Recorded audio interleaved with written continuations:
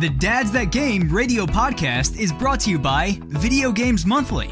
Video Games Monthly is a monthly subscription service that delivers retro video games to gamers who own classic gaming systems from the 1980s through 2000s. And the best part is, you keep the games. Check us out at videogamesmonthly.com. Live from his wife's basement, still gaming into their elder years. This is the Dads That Game radio podcast. Now, here are your hosts, Michael Wolf and William Small.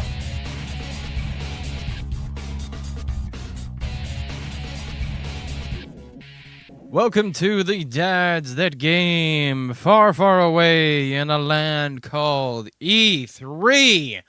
Wow! We just got done with the Microsoft conference, and oh my lord, did they deliver? Yes, they did. That's the... Oh my goodness. Yeah, the answer to the question. Yes, they finally had a year where they delivered. Wow. Yeah. I am still in disarray. Just completely reeling from it. Like the amount of stuff that they showed off. And it wasn't like they showed off a lot of stuff where, remember last year when they showed off a lot of stuff and half of it you were like, I really don't give a crap. Yeah. Like 90% of what they showed off was amazing. Was really good stuff. It was amazing.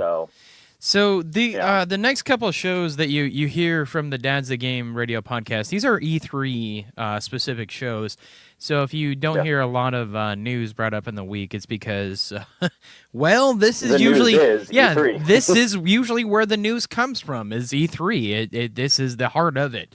So obviously, Michael Wolf here along with William Small.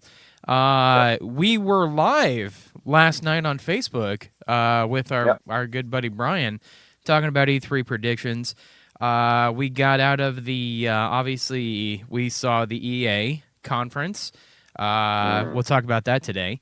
But then we just got out of the Microsoft conference. Bethesda still tonight. We're still looking forward to that. We'll be live tonight too before the Bethesda show. So if you guys are listening now, please make sure you check out noobsandpros.com. Check out our Facebook page on there as well, because we'll be live streaming on Facebook. Try to get some more video up online too, so stay tuned to that. But man, oh man, that I'm still shaken by what I saw. Yeah. They really. I knew. Yeah. Well, I've been saying this forever. I knew this was the year that they were just going to have to come out guns blazing. They had to. Yeah, and they did not fail. I mean, obviously there was a lot more that I give them credit for because a lot of this actually has release dates, and I'm not even fooling. Yeah. So I was amazed. Let's obviously I'm going to start off the show like we normally do, and then we're just going to get right into it because Microsoft is going to eat up 90% of the show. Because there's about 50 games that they released, and we need to talk to. That is an insane amount of games, and I'm finally glad that they did it. So obviously, check us out. Obviously, noobsandpros.com. Click on the podcast tab. That's where you can find our show. Also, we are hosting on iTunes and a Podbean. So thank you to those services for hosting us. It's amazing. Also, check us out Thursday nights, Podcast Radio Network. You can download the Crikey app or the TuneIn app. Crikey, tune into 102.6. TuneIn, just search for the Podcast Radio Network. You can find our show 7 o'clock Eastern Standard Time on there. Thank you to Player One Coffee. Go to their website, playeronecoffee.com. Use code DADSTheGame for 5% off your first-time order. I don't even know if I want to do Game of the Week, this week. Normally, we'll do a Game of the Week. We'll talk about random stories. We'll talk about everything, obviously to, just have some filler and stuff like that. But I don't even think we have time. So no, I think we should just basically tell people what's coming out. Yeah, we're gonna. I think we should do games of the week, obviously. And I mean, starting obviously today. So you got yourself from the 10th all the way up until the 16th. You can get yourself Muv. I don't even know if this is real. I think this is still a download, but Muv Love on PlayStation Vita. I didn't know they were making games on Vita. Tennis World Tour on Nintendo Switch. That is not what I think it is. That's an actual tennis game. Runbow on PlayStation 4. and Nintendo Switch. Actually, I'm sorry, Tennis World Tour, Muv-Luv was on the 12th, Runbow on the 14th, Higurashi, When They Cry How on the 14th as well. That is on the PC. RBI Baseball 18 on the Nintendo Switch. Actually been looking forward to that one. That's it for the 14th. Lego The Incredibles, Xbox One, PC, PlayStation 4, Nintendo Switch.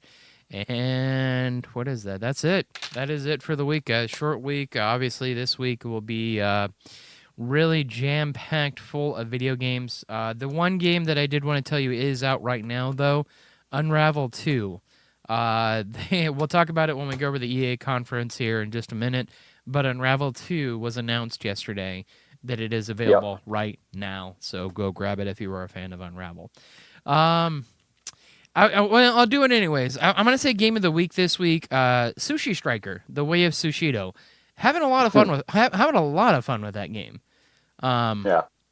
Really, really interesting game. Really, not what I expected at all. Like I thought. It's like puzzle meets fighter, so it's very, very interesting. And there's a complex system behind it. Not disappointed though.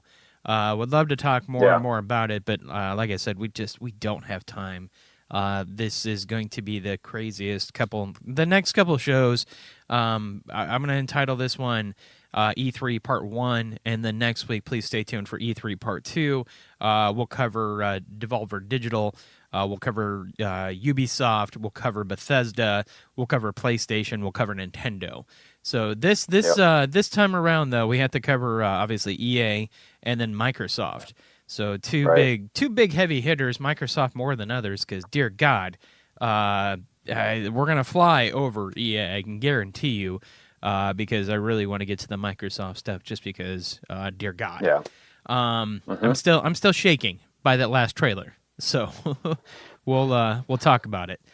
But obviously, let's just jump right in. Obviously, EA started things out yesterday. So they introduced Battlefield 5. They stated no loot boxes, no season passes. But the interesting thing that I thought was I thought they would take another road, but apparently this is the future. They're introducing a Battle Royale mode. I don't know why. Because hey, why not? Hey, why not? Yeah. See this here bandwagon? Let's all jump on it. Yeah.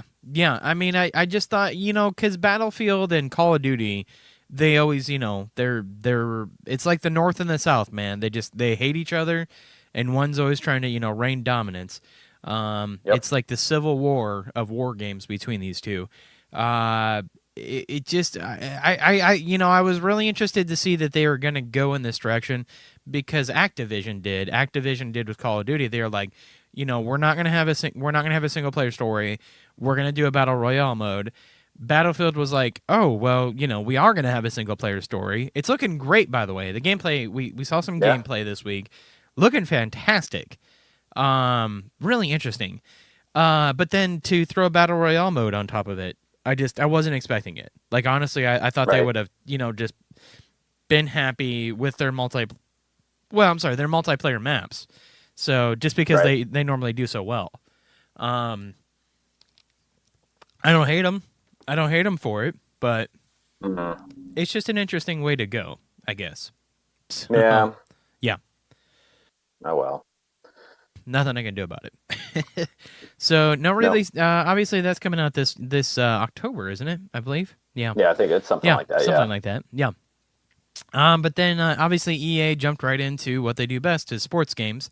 They introduced FIFA 2019, NBA Live 2019, Madden 2019. None of those games excited me, and I'll be honest with you. Nope. I mean, they said in FIFA they're introducing, what did they call it, a new Champions mode. I can't remember what the UEAF or... I wrote it down. Yeah. I had to write it down because I was like, I have no idea what you're talking about. UEFA Champions mode. Apparently in Europe that's a big thing. I don't know. Everywhere else except for America. They also said if you're a FIFA fan that you can do a free trial of FIFA 18, last year's hit. I don't know. on PS4, Xbox, and PC if you want to download that right now. Then they talked about something very interesting, and Microsoft actually touched on this as well, because, I'll talk about what EA is doing. EA is putting more development behind their streaming service. They're starting off with Origins Access, which is already a thing, but Premiere, which apparently rumor is it's $100 a year, so $10 a month. But from day one, you'll be able to play Madden 19, FIFA 19, Battlefield 5, and Anthem. We'll talk about Anthem here in a minute too. But the reason that I think it's interesting is because Ubisoft, obviously last week, said past this next year's console generation, we don't think that there's going to be consoles anymore. We think that it's going to be all subscription and service and streaming, which we had a great debate on. Well, not even debate, but great conversation last night on our Facebook Live page. We really kind of understand, like, I guess the the one question everybody kind of asked when we came together is, great, but how are you going to play it? Like, is it going to be a Roku stick? Is there going to be some sort of hub that has a memory that you save into? Is it going to be cloud-based memory? Still a ton of unanswered questions, and I honestly think I think this is where the future is going, even after we got done with the Microsoft conference, because with this, obviously Xbox Game Pass, it really seems like this is where it's going. Like, honestly, I think it's going to be cloud-based gaming. Like, PC will still be around, but they may, honestly, it may be like a Roku stick and just everything be cloud-based. And you just have to have internet, and then you just have to have your controller, and then it just connects that way. That may be where the future's heading. I don't know. What are your thoughts on that? I mean, it could be the way that things are going, but I mean, it's just one of those things, like, I don't know. Like, sure. I think we had talked about this yesterday, and I think my biggest issue is that if you went all digital all the time, and they've been talking about this forever. I think they were talking about this when the PlayStation 4 and Xbox One first came out as well. Right. But the bottom line is, even a 2 terabyte, even a 10 terabyte system of just the memory wouldn't be enough for you to acquire a large amount of gaming, of games just to store, unless everything is saved. Like, you pay for the license for it, but it's even the game itself is stored in a cloud. I think that's what they're doing, though. That worries me. Well, that worries me. It does. I don't like that. It does in a sense, because if anything happens to the cloud, your game's gone, and I get that. Right. But I could see the future of that, and the reason I say that is because even Nintendo, they're putting they have Resident Evil 7 coming to the Switch, which they said was never even going to be possible, but they're putting it on the cloud, and you can stream it from the cloud, and it's there. And I get the point of, obviously, like, if anything ever happens to the cloud or anything glitches with the cloud and it deletes your game, you're tough out of luck. But this is kind of like the new trend right now, and I really see them going to this, because I think media, like CDs, discs, and stuff like that, I think it's a dying art. I think that's out the door. I agree. The cost of just doing digital is way more cost effective than releasing hard discs for everything, like the actual physical copies. Right. I feel like if it was more like a Steam kind of service, I would feel more comfortable with it, where it shows your library of games that you own. No matter what, they're yours. You bought them with your money. Yeah. So you got the license for it. So you can play it on any system that you can install that product on. So whether it be installing Xbox on, a set-top box, like you said, like a Roku or something like that, or putting the thing on there, and then it'll show your entire library that you own. Right. And you can just pick any of those games, and you can click to play it. Like, you could either download it to play offline, or you could stream it. You should have the option to do both, because let's be honest, not everybody has solid internet connection. Right. Well, and I guess now, I mean, there's so many places that don't. Well, and I guess that's a concern of mine as well, because if you're going to base it like a Steam system, you still need a hard drive. And I don't. I mean, it's kind of weird, because, like, with Steam, like, yes, like, it is all the games are available from the Steam server. Like anything you buy is there forever. Like as long as you remember your password and obviously login information.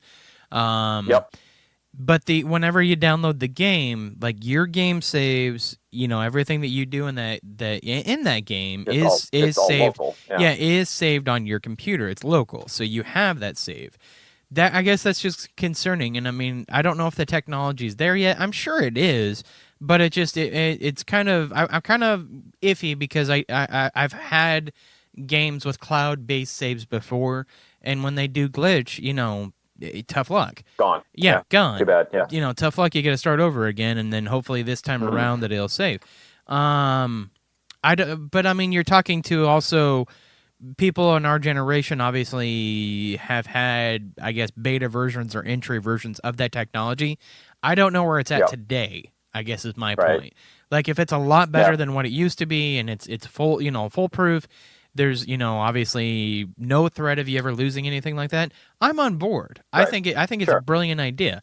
It's honestly like I feel like we're never gonna have to leave the house like ever again. Seriously, like I feel like you can do everything from your house. Like the reason I say that is because like my job is looking into aspects of telework where I can just work from home.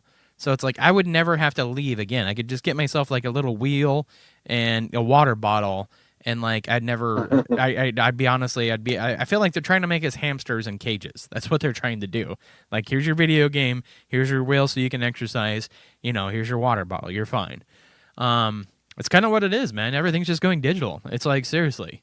So, but I'm gonna move past this point because we have so much to get to. But just so much more to talk about, I think it's interesting to hear like this is kind of like the underwhelming theme of this week, because I mean, obviously EA wasn't the first one. Microsoft touched on it as well. Microsoft's taking initiatives to make it faster to get the games to you in your home with this, Microsoft, Game Pass.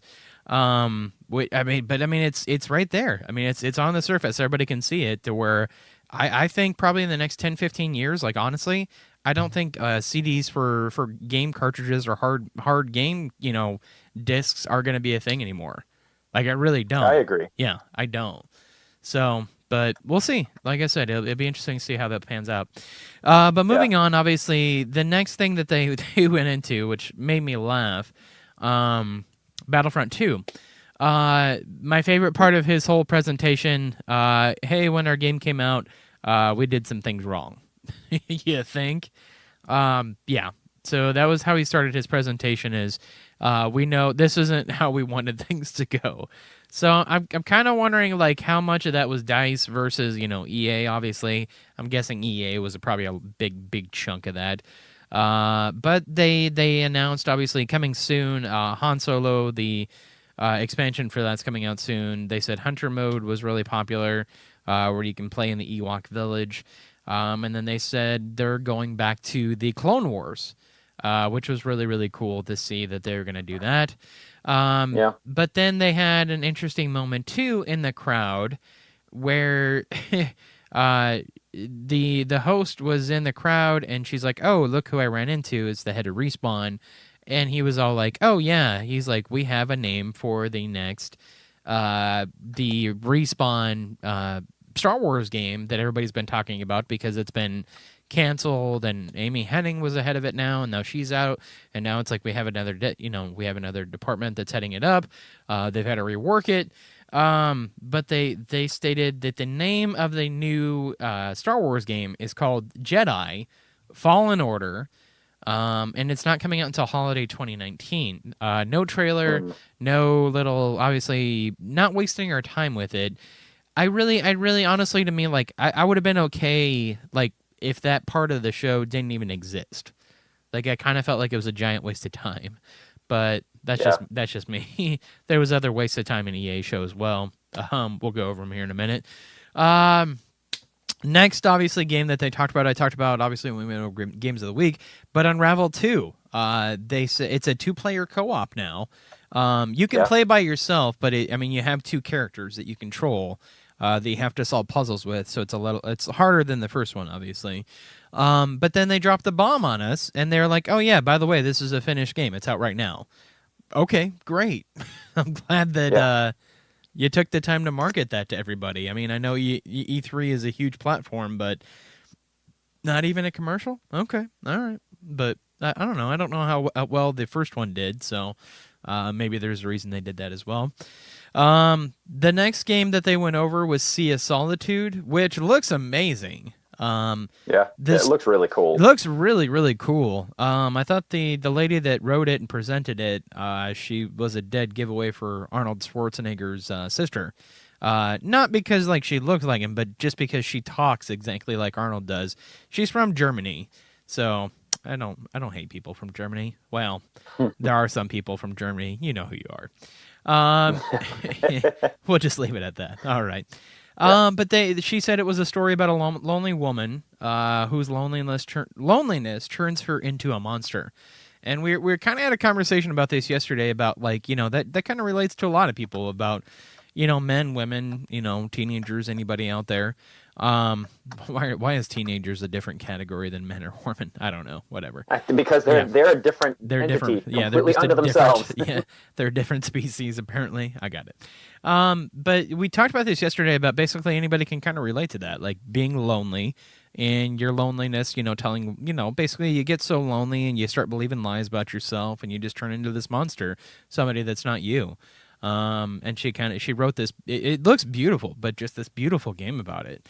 I don't know if you guys have been catching the theme of these games being released, but a lot of the games that EA talked about, no release dates, like whatsoever. Like there was a couple, but like a lot of these games, like they should be out this year, but yeah, no release dates.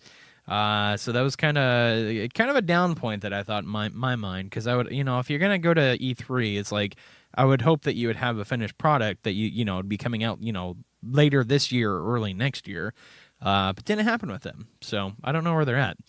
Then they did the biggest waste of time in my opinion. They went out and basically had a shoutcaster with two top RTS players play a new mobile game, and it's called Command & Conquer Rivals. Now, I love Command & Conquer, but I really didn't see a purpose of wasting time just doing this little presentation they did of them playing the game. But if you're interested, I mean, Command & Conquer Rivals will be out this September, they said. Actually, I'm sorry, this summer. I'm not sure if it's September.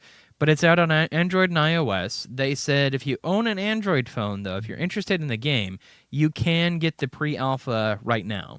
So go download that if you are a Command & Conquer fan or know somebody that is. It looked cool, but I just didn't see the purpose of wasting time like in a conference setting like this. So, yeah.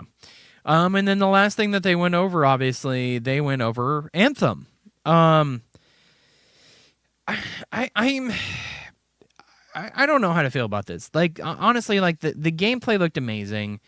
They did state that there was going to be no loot boxes and it's not going to be pay to win. So they did give us reassurances of that. They did give us a release date. They said it's coming out February 22nd of 2019, which I'm excited about. I don't know. Like, honestly, like we were talking about this yesterday too on the Facebook Live page with Brian and with Brian. How do you make this not like Destiny? Was the question that we got. That's a good question, because this is going to be the shared world shooter. It's an open world. Well, we don't even know if it's going to be open world. I mean, it's just a shared world shooter. But how do you keep that relevant past the single player story? I don't know. I don't know. I mean, there's suggestions that I've kind of been reading lately of, why not make it more like an MMO? Like why don't you make sections to where you can't go into unless you hit a certain level?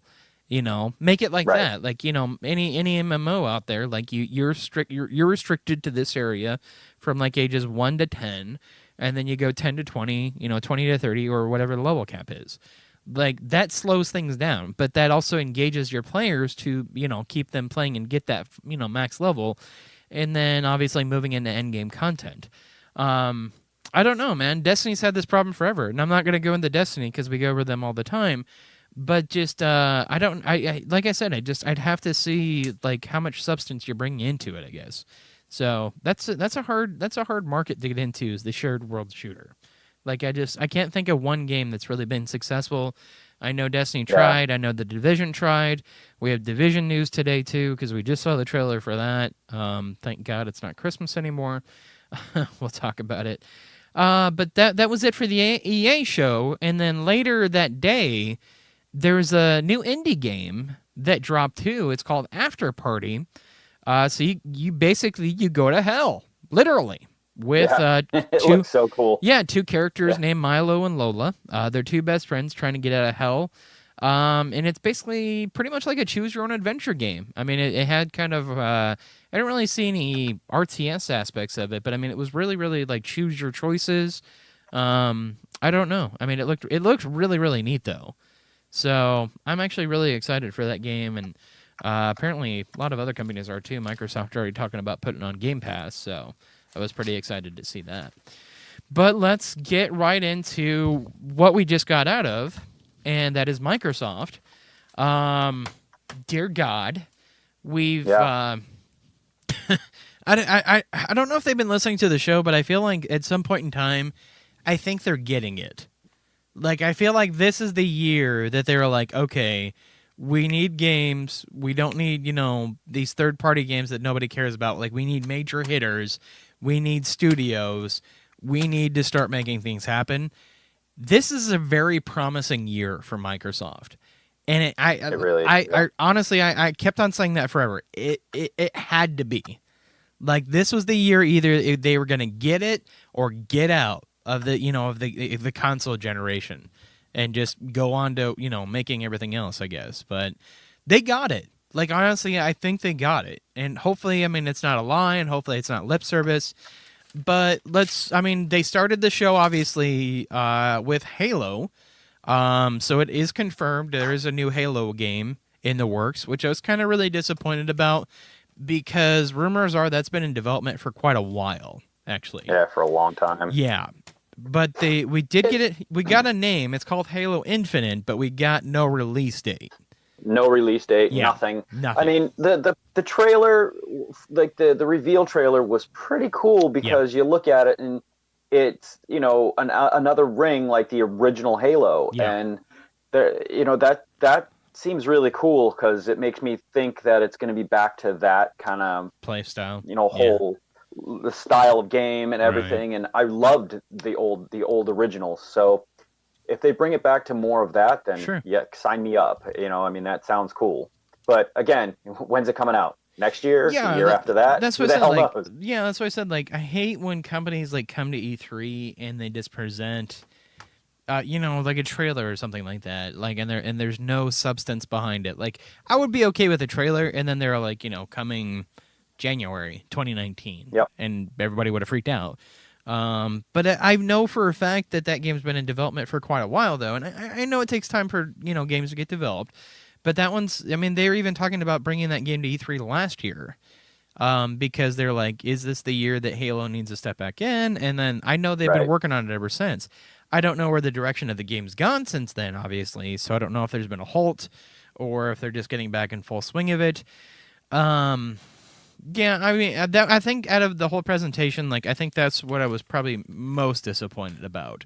There was a couple other games that I think are going to be great. But once again, obviously, the first half, I would say the first half of games that they presented, well, not even the first half, but the first couple, kind of disappointing to see trailers with no release dates.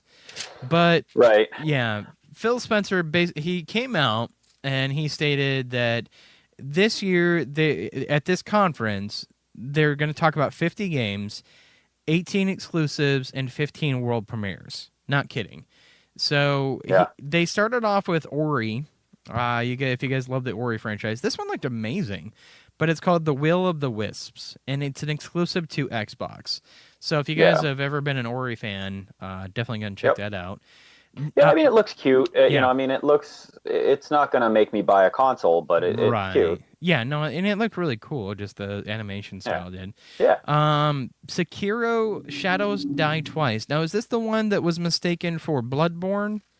I believe. Yes, this is what people thought was going to be the Bloodborne game. The Bloodborne 2. They thought it was Tenchu because a lot of the things looked like it could have been multiple different kinds of stuff. Yeah. But it seems like a cool game, regardless. It really kind of did remind me of Bloodborne, but it really kind of reminded me of Nioh. Like a lot of Nioh, like a hybrid between Nioh and Bloodborne. Because if you notice the arm thing that was the grappling hook, he also like snapped out that axe of it, in his arm and used that to hit stuff with. So that's kind of like how in Bloodborne, where you get the all the different weapons that have two different modes where they snap open and snap shut. Right. And I'm sure, and it seems more fast, like Bloodborne versus a Souls game. Sure. And I don't know why Bloodborne would be at a Microsoft conference though, because Bloodborne was exclusively to Sony. So right. So but maybe it's from Soft, so well, I mean, there's still a possibility we could see Bloodborne too. I don't know. That's a possibility. So I did hear a rumor that they have that the FromSoft people have 3 games that they're showing over the course of E3. So it could be pretty good rumor. It could be. Yeah. I mean, it could be that they're also going to be like, boom, Bloodborne 2. Right. I would be very excited. Yeah. But I don't know. So, but then obviously head developer Bethesda came out for Fallout. He stated that Fallout 4 is obviously going to Game Pass, which was pretty cool. Yep. We got to see more of Fallout 76. I still have no idea what it's about, except for the fact that it's a prequel. So apparently this is a game before everything happened. Like basically the bombs fall, you're the first response team. So you wake up first and head out into the world. Yeah. So it looks gorgeous. It looks the environments look really pretty. Fantastic. I just like I said, I still don't know what they're shooting for there. I don't know if they're going for kind of the rumors of what we heard as it's going to be kind of a survival game, or if it's actually going to be like it's an individual game. Like I think that it's the next Fallout game. I think that instead of doing another Elder Scrolls, they went with more Fallout. Sure. And they said, I mean, what they said, it was 4 times bigger than Fallout 4. Than Fallout 4. Yeah. So Fallout 4 was we massive. know it takes place. You saw the pictures that it takes place in West Virginia. Yeah. So I feel like it's just a single player, solid, big open world, typical Bethesda game. Well, hopefully tonight at the Bethesda conference we'll find out more. Yeah, maybe we'll see more and they'll actually go into it a little bit more. Yeah. So I don't know. I mean, I was excited to see that. I was excited to hear that they obviously came out and talked a lot more about it. But yeah, I mean, I still have no idea what it's about. But then also they came out with another world premiere. This is set in the Life is Strange universe. Looked really cute. It comes out June 26th. But it's called Captain Spirit. It's about a boy who uses his imagination. But it's in the Life is Strange universe is what they said, so it's kind of cool. Yeah. They came out with another exclusive. Crackdown 3 finally showed its trailer that looks like it's 3 years behind on animation. Was that just me? Is that just me? No, okay. Yeah, it looks like if that game came out 3 years ago, it would be acceptable. But if it's coming out next year, I think I'm gonna pass. Coming out next year, and I don't think I want any part of it. It looks like Saints Row. I'll be honest with you. Yeah. It looks exactly like Saints Row. Yep. They marked it as February 2019, but no date still. So I don't know where they're at with that game. I honestly if it looks that bad right now, that could be another game that may see the axe. I'll be honest. So I don't know. I hope not, because I've always enjoyed the Crackdown universe, but man, it did not. I was not impressed when I saw that game. I was like, that looks horrible. So I'm hoping for good things, or hoping maybe we just saw a wrong part of it. But then they announced, obviously, Nier Automata. Coming over to Xbox as we had heard rumors of that. So yeah, I mean it's not anything obviously that the rumors weren't saying, and I knew it was coming because it was already released on some sites too. But June 26, 2018, it's going to be an exclusive, well, not exclusive edition, but premiere edition, because they'll have all the downloadable content with it as well. So like kind of a game of the year edition. We saw more footage of Metro Exodus, which was excellent. Yes. Finally has a release date, February 22nd, 2019. And then that's such a busy day. I know. There's a lot to compete with that day. It's unreal. Painful wallet day. But then the game that I honestly thought was hidden along with Half-Life 3 that would never see the light of day, Kingdom Hearts 3, has a release date, January 29th, 2019. I did not think I was ever going to see the day that would happen. And it looks good. Crazy. It looks really good. So I'm excited. Yeah. Yeah. Looks to be another cool one. Yeah. Next thing they went over was Sea of Thieves. They said they're getting 2 new expansions later this year, Cursed Sails and Forsaken Shores. I don't know if you like the Sea of Thieves games. I played it for, I would say, a good month, and I'm kind of burned out, but I may jump back in just to see the new stuff. I don't know. Yeah. I wish that it just... Yeah. I like the openness of it, but I wish that it just gave you more of just more structure. That's all it really. I feel like it just needs more structure, just even slight more structure, and it would be a really good game. Right. But as it stands, it's like it makes you like they can give me 300 more DLCs, and if I start the game and don't know anything about it and can't figure out how to even accept a quest, once you've picked it up, right. That makes it really tough. Took a while to kind of learn the game. Once you did, it was fun. It's fun to play with friends too. So yeah.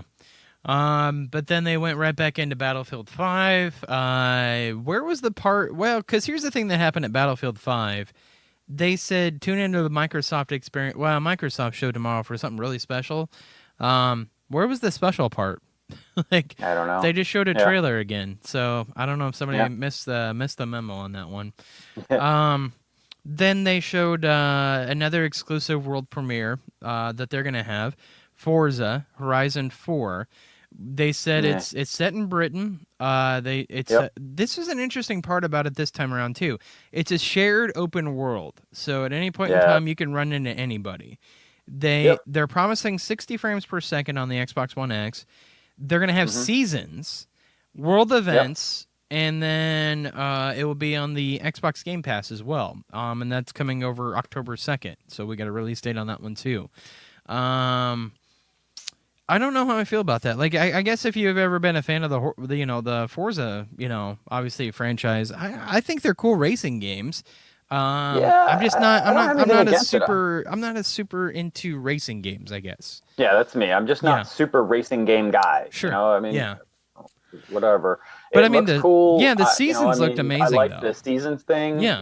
How they were saying like that big lake over there, it looks like this right now, but watch what happens when it's wintertime and you can drive across it. Right. And now it opens up areas that are new. And that's cool. And emergent gameplay. But I still don't really understand. It's a racing game, but there's no tracks. You just kind of go wherever.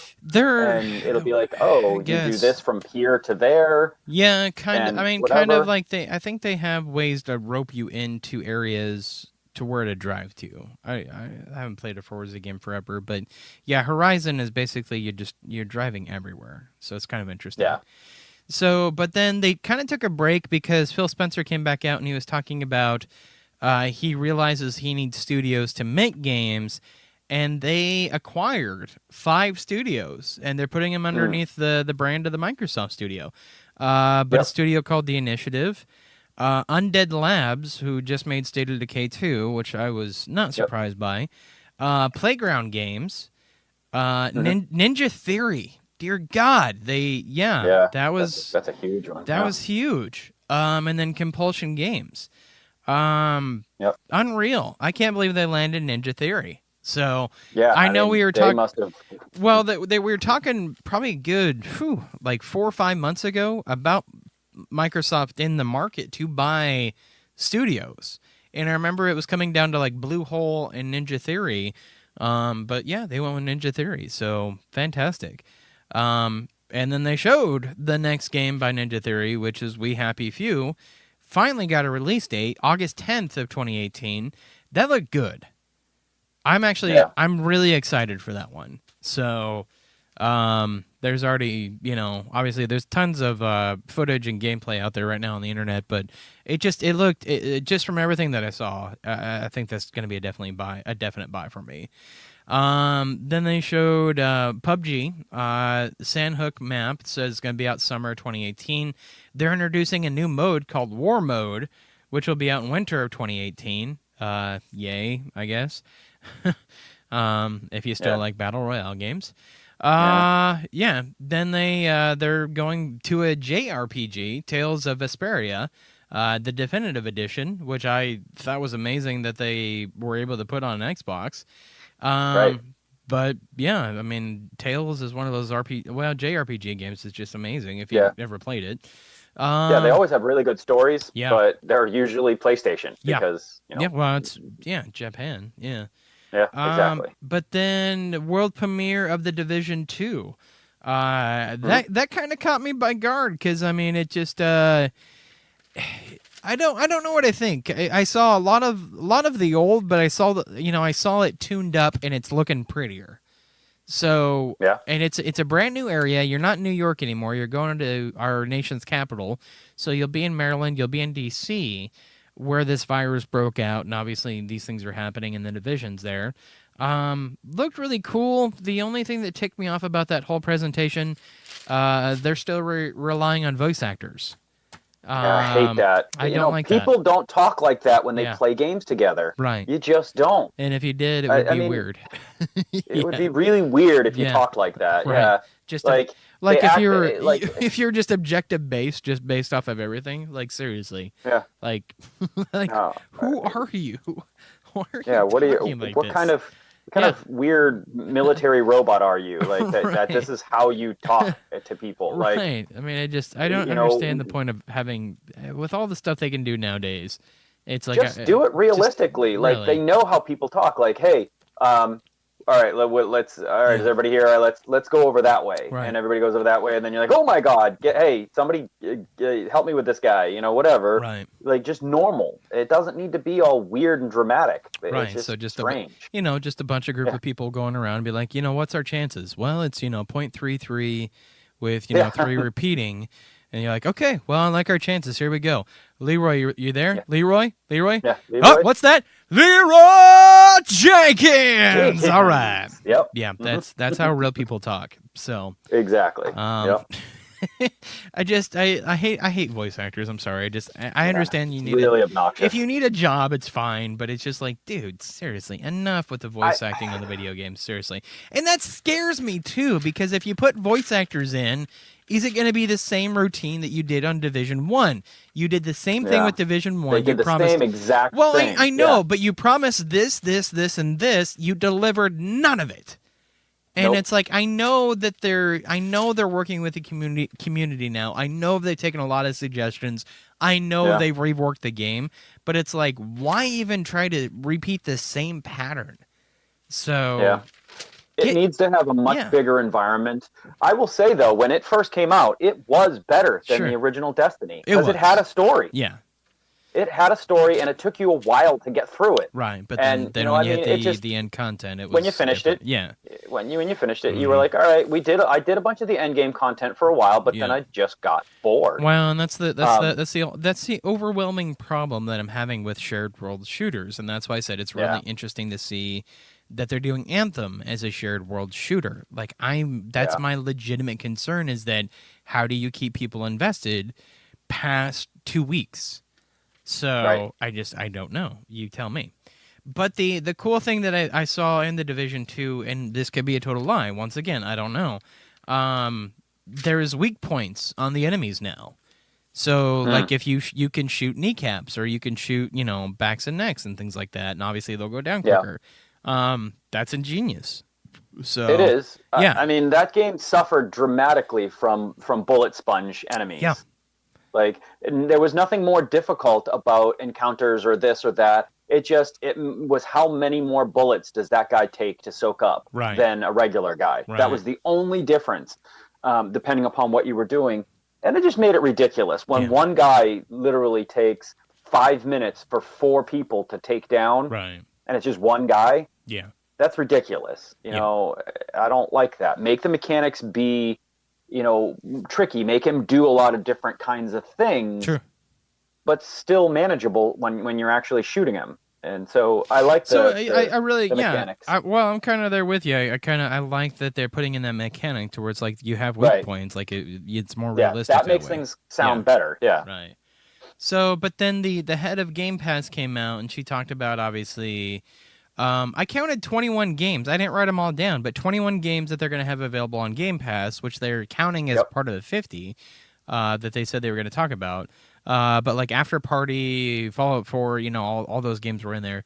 But they said starting in June, they're developing a new ability to get the game quicker to you, like so you can install it quicker or it loads quicker to you by focusing on what you want to play first. So like I'm guessing like games with like single player and multiplayer, it kind of does the thing that PlayStation does where it's like it'll install the multiplayer first or it'll install the single player first depending on what you want to play. And I know it does that too on Xbox too, but it sounds like they're finally getting that down with the game streaming service, which is cool. Yeah. So once again, that just depends on your internet connection.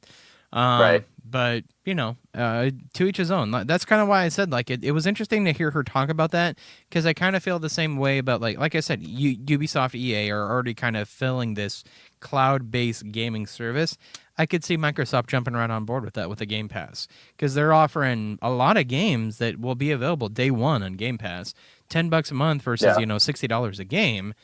Weigh your options, So it's great. And the fact that, again, there's a lot of games that are play anywhere. So, I mean, that's how I'm playing all these games, because I don't have an Xbox. Right, you can play them on your PC. I got the Games Pass, and I'm playing a lot of their brand new games on PC. So it works way better. It works that way. Yep. But then they went over Shadow of the Tomb Raider. Obviously, it's coming out September. That looked really cool. We saw a new trailer for that. And then basically, Phil Spencer came out again, and he said for all the rest of the games, they're all world premieres and exclusives. But there's a new skateboard game, which I honestly thought was going to be Skate 4. Everybody's been saying rumors about that. But it's a new skateboard game. It's an exclusive to Xbox. It's called Session. Cool. I'll go drink some Red Bull, dude. I don't know what you want from me. But then they also went over a new MMO RPG, which looked really good. Just the mechanics of the game looked good, but until I get my hands on it, I don't know. But it's called Black Desert. Looked really cool. Like, just I thought the attack on the mechanics of the enemies looked really, really neat. But then they came out next with a world premiere. Blew my mind, and I know you're not a fan of the series, but I am, and this game actually looked freaking amazing. But they announced the next Devil May Cry game, so it is going to be Devil May Cry 5. It looked cool. It looked amazing. Yeah. It really looked like they took their time on this one. It really looked really neat. Don't get me wrong. Yeah. I like the really old Devil May Cries. Sure. I played them, and I liked them. Just wondering if I had like 4. It was like the DMC Devil May Cry one. It just, that whole trying to juggle enemies and stacking combos and all of that. That's just hard and annoying. Right.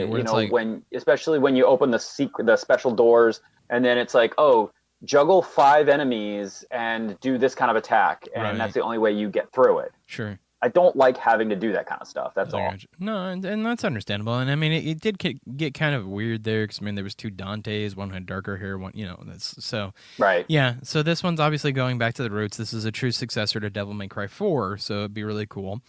They then introduced another little snippet. Cuphead will be coming out with a new game. It's called The Delicious Last Course, coming out 2019. Devil May Cry, by the way, is coming out spring in 2019. We'll keep you up to date on when we find out due dates for that. A little game called Tunic. Looked like Zelda a little bit, but like a little fox. So that looked interesting, but that's an exclusive. I don't know what to think about this game. I don't know how they're going to do this. I don't know if it's like a Marvel versus Capcom game. I saw a lot of characters in this, but it's called Jump Force, and it's by Bandai Namco. I saw Dragon Ball Z characters. I saw One Piece. I saw Naruto. I don't know what they're doing with that game. Is it going to be a crossover between all these universes? into like, versus Aliens. I don't know, but it was just a little teaser. That was the world premiere of that. Next game that I did not know that this was being made, so this was a surprise to me. Dying Light 2. So it's happening. Yeah, Dying Light was a great game, by the way. But now, I loved it. I played it. I played the heck out of it, and I played the DLC. Sure. So that makes me really excited. Yeah, this one. Obviously they did the world premiere. It's not exclusive to Xbox. It'll be on PlayStation as well. I'm guaranteeing you. But the interesting thing that they're making about this game, it seemed like you had to deal with more like the human aspect during the day, and then the zombie aspect or whatever you call them at night. So, it was kind of like a split between two worlds. It's like you had to make choices of how to survive in your community during the day, and then at night, then all the, horrible things come out at night. So, It looked really, really good, though. The game, we saw a little bit of the gameplay. It was really fantastic, so I'm actually pretty excited for that one. Next one, which will be an exclusive, which was a world premiere, made me laugh because I think in a time like this, it's just the right time to bring it back, especially since they put these characters in tech. Well, no, it was Killer Instinct. But Battletoads making another game after 30 some odd years. I think it's time. And I think it's relevant enough that they could. It's going to be, from the way it sounded like, it's still going to be a 2D side scroller. Is what it's sounding like. Yeah. So it was just kind of funny how they presented it. We didn't see any gameplay footage of it, obviously. No release date on that either, but just know that it is being made. So that's all you have to know. Yep. Next game, which I wasn't surprised by because I knew it was being made, but Just Cause 4. I love Just Cause 3. That was a fantastic game, and I'm excited for 4. It was definitely super fun. Yep. And then the lead developer from Gears of War came out, and he announced 3 brand new Gears of War games, which 2 of them are very interesting. And then obviously the third one was Gears of War 5, which everybody erupted and cheered and was super excited about. The 2 other games that they're introducing, though, Gears Pop and then Gears Tactics. Now, Gears Pop sounds exactly like what it sounds. Well, it's exactly kind of the first thing that pops in your mind there. Pop Funko figures.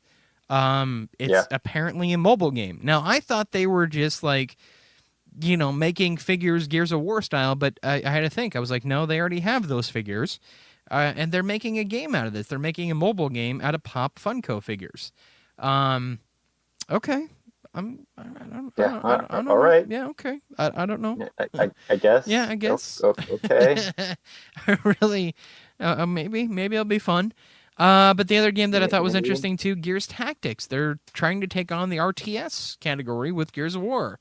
That is going to be on PC exclusive. So interesting to see that they're kind of branching the franchise out. But Gears 5, we saw gameplay footage. We saw a trailer.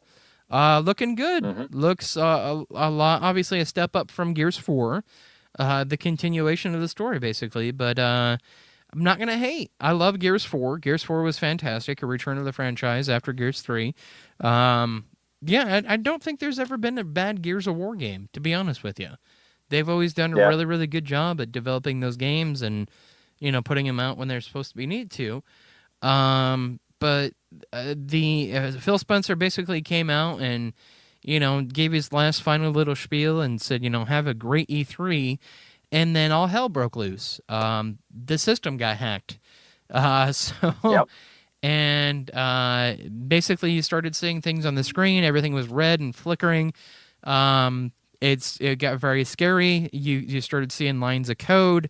Lines of code started saying "Run Project Red," and we were all talking on Facebook Live together, and I was like, "Oh my god, oh my god, oh my god!" I'm like, "They're announcing it right now." And they did. Mm-hmm. They did. CD Projekt Red showed footage of Cyberpunk 2077. No release date, obviously, but oh my god.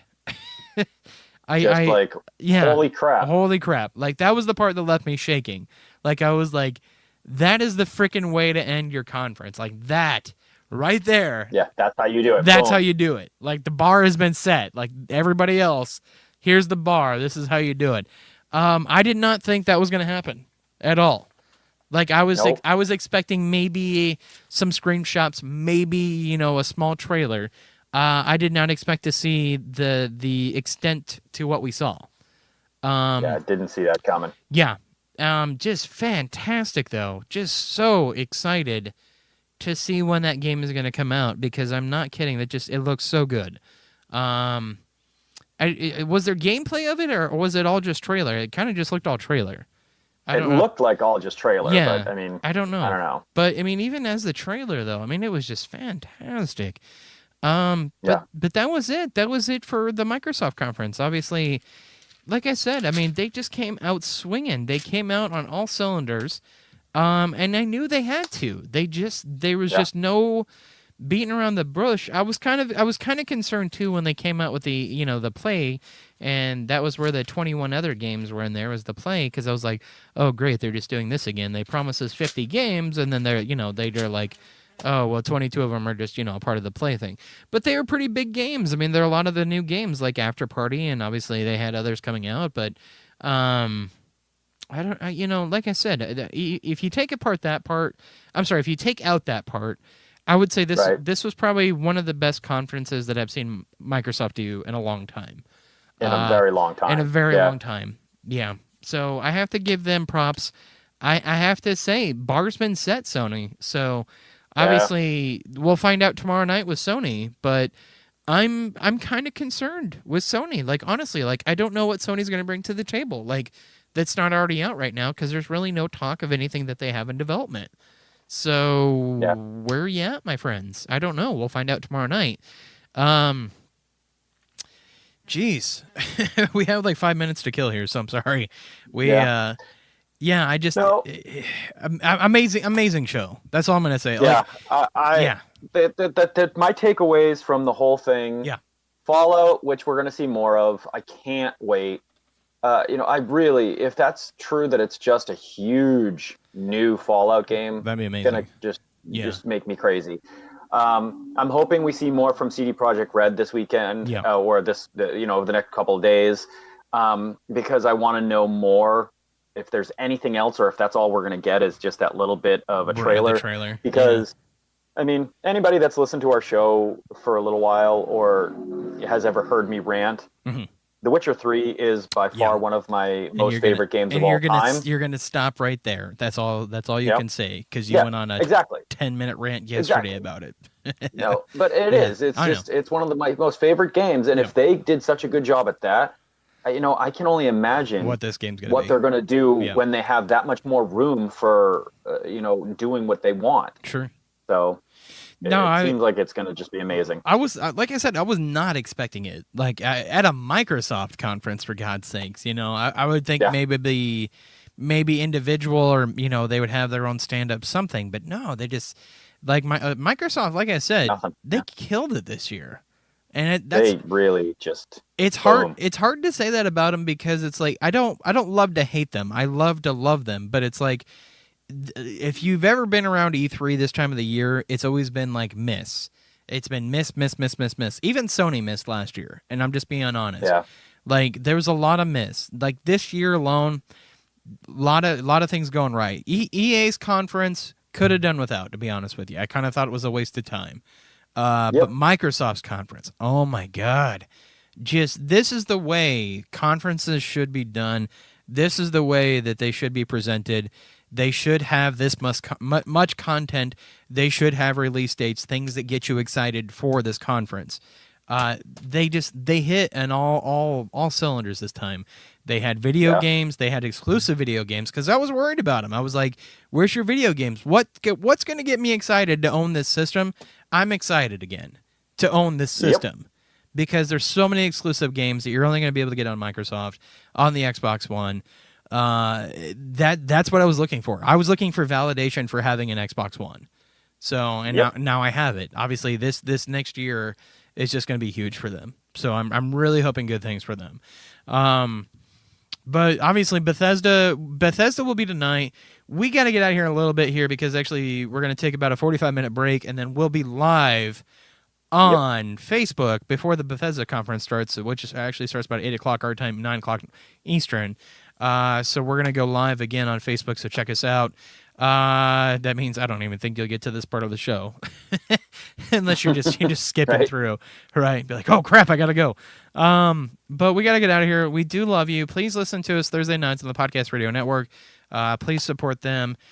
Please visit our website, www.noobsandpros.com. We are just under the tab that says the podcast. So please check it out. All our information there, our events, just everything you can think of will be up on our website. Follow us on Facebook. Obviously, you can follow Noobs and Pros, or you can follow the Dad's the Game. We link everything together all the time anyways. Battlegrounds. Cannot forget. I'm sorry. This Saturday, Battlegrounds, the 16th. It's going to be at the Mickle Center, 5 to midnight.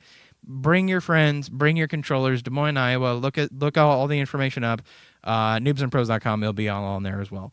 But from Michael Wolf and from William Small, I'm going to say your intro for you because we got to go. Because we got about 45 minutes and then we got to do another show here.